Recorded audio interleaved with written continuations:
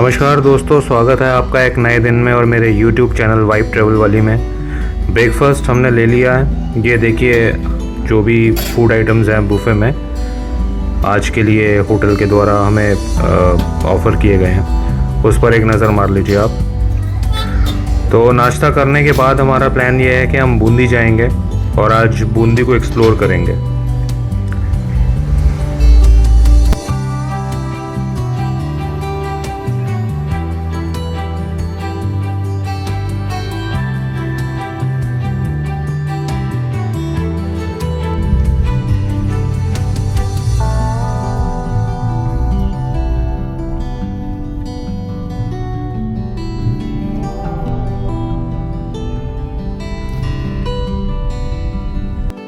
नमस्कार, स्वागत है आपका मेरे YouTube चैनल वाइब ट्रैवल वाली में। तो कोटा से हम 40 किलोमीटर का सफ़र तय करके अब पहुंच चुके हैं बूंदी और अब हम शुरू कर रहे हैं अपना बूंदी एक्सप्लोर करने का सफ़र। बूंदी एक टाउन है राजस्थान में जो कि बहुत ही अनछुए पहलुओं से भरा हुआ है। ये रिच है अपनी हिस्ट्री में, कल्चर में और बहुत सारी इंटरेस्टिंग चीज़ों से, जानकारियों से, जो कि आज हम दिखाएंगे भी और आपको बताएंगे भी। तो बने रहिए मेरे साथ और जुड़े रहिए इस चैनल के साथ बूंदी का सफ़र देखने के लिए। जैसे ही आप पार्किंग से आगे बढ़ते हैं तो ये बोर्ड दिखाई देता है जिसमें महत्वपूर्ण स्थानों की जानकारी दी हुई है जो कि आप इस किले के अंदर देखने वाले हैं। हमने टिकट लिया अपना एंट्री का जो कि 100 रुपये पर पर्सन पड़ा और अब हम किले के अंदर जा रहे हैं।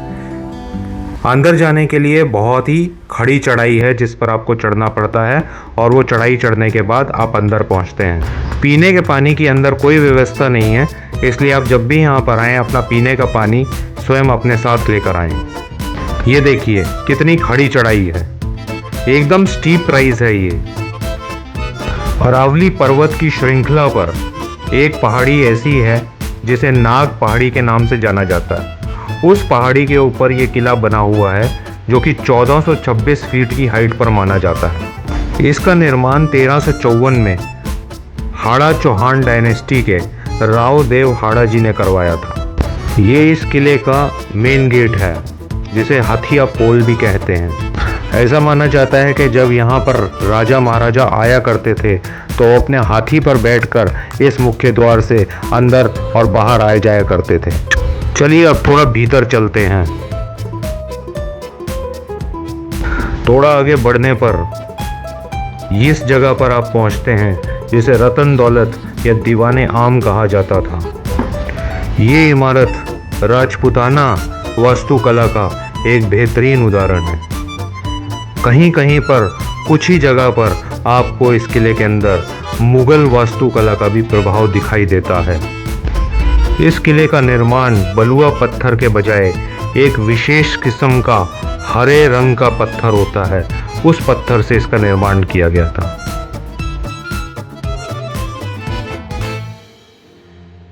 दीवाने आम में राजाओं का सिंहासन संगमरमर पत्थर से बना हुआ है। रतन दौलत के एक छोटे से दरवाजे से आप छतर महल में पहुंच जाते हैं। छतर महल का निर्माण राव छत्रसाल सिंह जी ने कराया था। इसका निर्माण 1631 से लेकर 1658 तक चला था।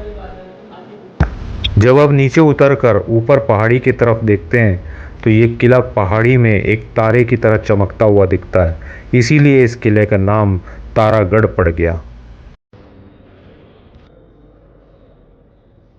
ये देखिए छतर महल का अंदर से नज़ारा। यहाँ की दीवारें प्राचीन भित्ति चित्रों से सुसज्जित हैं और बहुत ही सुंदर लगती हैं।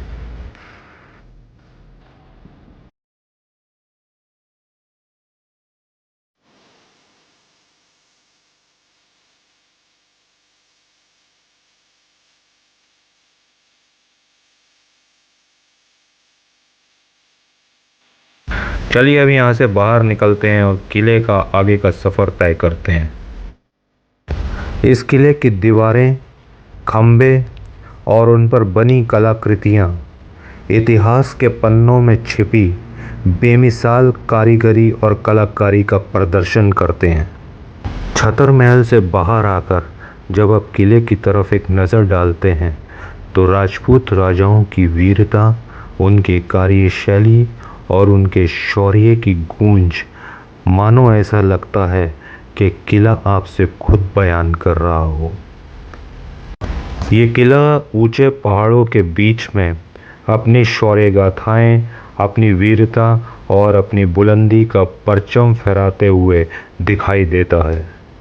चलिए अब आगे चलते हैं और फूल महल और बादल महल देखते हैं। थोड़ा आगे बढ़ने पर जब हमारी नज़र नीचे की ओर पड़ी तो हमें बूंदी शहर और नवल सागर लेक दिखा, जिसका दृश्य बहुत ही मनोरम लगता है।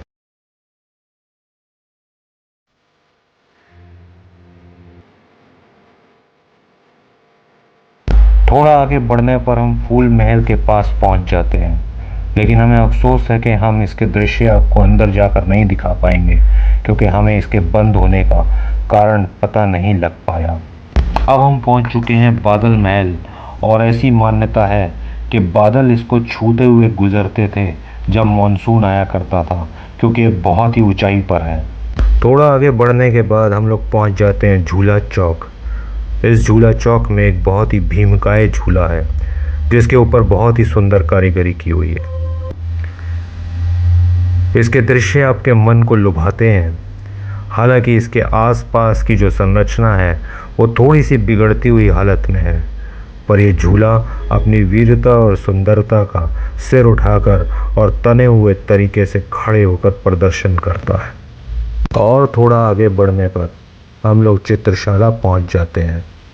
ये चित्रशाला के अंदर कई भित्तीय चित्र सुसज्जित हैं, और इनका थीम जो है वो रागमाला, नृत्य कला और प्रेम कहानियाँ हैं। ये देखने में बहुत ही सुंदर लगती हैं और समा बांध देती हैं। और थोड़ा ऊपर चढ़ने पर हम भीम बुर्ज पहुंच जाते हैं, जहां पर से युद्ध के अस्त्र शस्त्र सेट किए जाते थे। यहाँ पर एक तोप रखी हुई है जिसका नाम है गर्भ गुंजन, मतलब इसकी गूंज से लोगों के पेट खराब हो जाया करते थे। और ये है वाटर रिजर्वायर। तो यहाँ पर हमारा बूंदी पैलेस और फोर्ट का सफ़र ख़त्म होता है, और अब हमारा नेक्स्ट डेस्टिनेशन है 84 खम्भों की छतरी, 84 पिलर्स सेनोटैफ। तो चलिए अब वहाँ पहुँचकर हम आपसे मिलते हैं।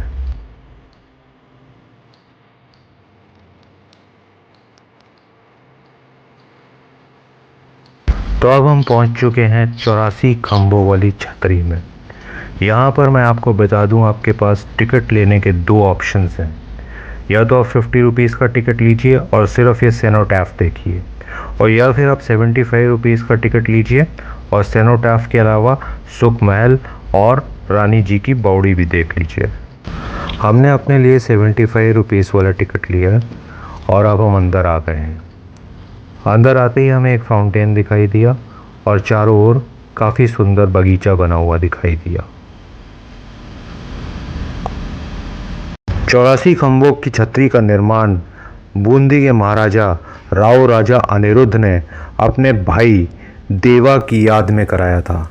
ये वो भाई थे उनके जिन्होंने उनका पालन पोषण करके उनको बड़ा किया था।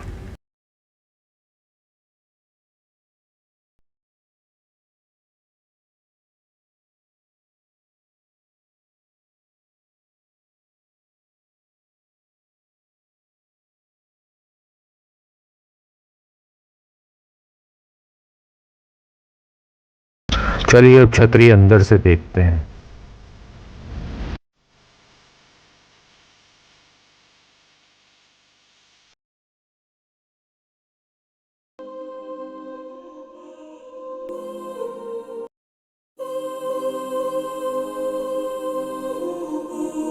ऊपर चढ़कर अंदर आते ही आपको एक विशालकाय शिवलिंग के दर्शन होंगे।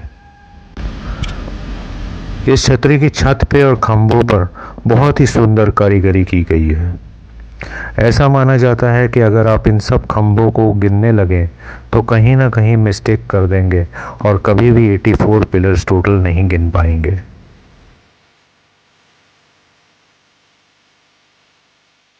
ये देखिए, ये इसकी दीवारों पर, बाहरी दीवारों पर बनी हुई कलाकृतियाँ।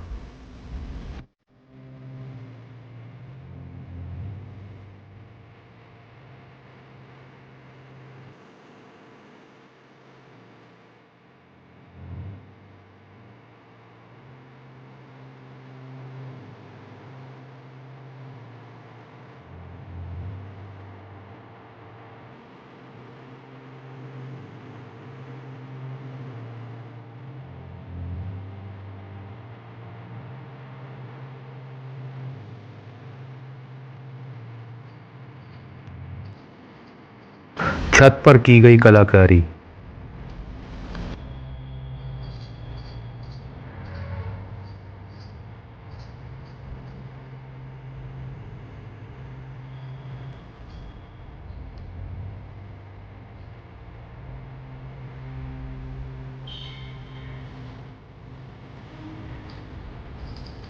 अब हम पहुंच चुके हैं इसकी ऊपरी मंजिल पर। यहाँ पर जो छतरी बनी हुई है ये 16 खंभों पर खड़ी हुई है और इसके आसपास कोनों पर, चारों कोनों पर छोटी छोटी छतरियाँ बनी हुई हैं जिनका दृश्य बहुत ही मनोरम लगता है।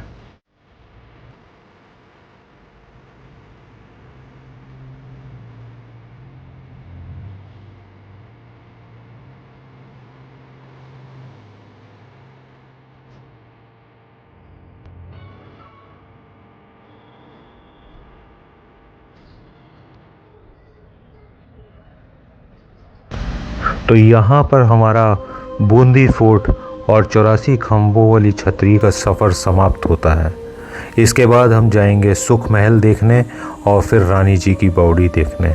वो हम आपको अगले एपिसोड में दिखाएंगे क्योंकि ये एपिसोड काफ़ी लंबा हो गया है।